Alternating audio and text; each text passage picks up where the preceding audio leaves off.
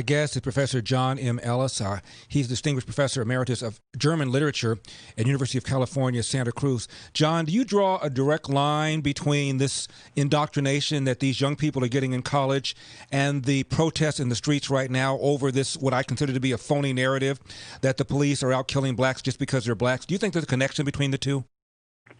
Oh, absolutely. Look, the opinion that the police are the agents of a repressive state and the prisons are full of basically political prisoners, whatever you think they're there for, rape, murder, whatever, they're political prisoners. That opinion has been on the campuses for the last 30, 40 years. Mm-hmm. You can go into a Department of English and you get that opinion from a good number of people 30 years ago. So all of a sudden, it's spilled out into the culture at large, and that's what we're basically seeing. On campus now, there's only one opinion, so those kids are not used to having that opinion challenged. So when they leave the campus and go off campus, and they find there's another opinion there, they can't take it. I mean, they are furious, they're angry, they're violent, because as far as they're concerned, on campus, hearing that other opinion, which is no longer there, but if they ever do hear it, that is an evil they will not tolerate. That's what their professors have taught them, that being conservative is an evil that is not to be tolerated. So when they get off campus, they bring this intolerance, this violent reaction to any dissent to what they believe. They bring that to the culture at large. Our culture is now getting poisoned by the spilling out of the campus of this dopiness that's been festering there for 30 years.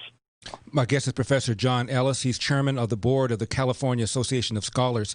Professor, there was a pretty broad study on police shooting done by a couple of researchers. It was published in a journal put out by the National Academy of Sciences.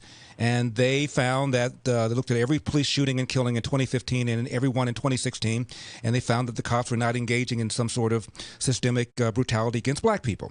It's a study that was quoted by myself. A study was quoted broadly by Heather McDonald at the Manhattan Institute.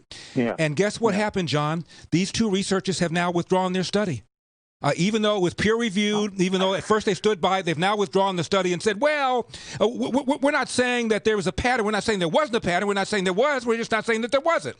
What? I mean, honestly, complete and total retreat. Bullying. Yeah.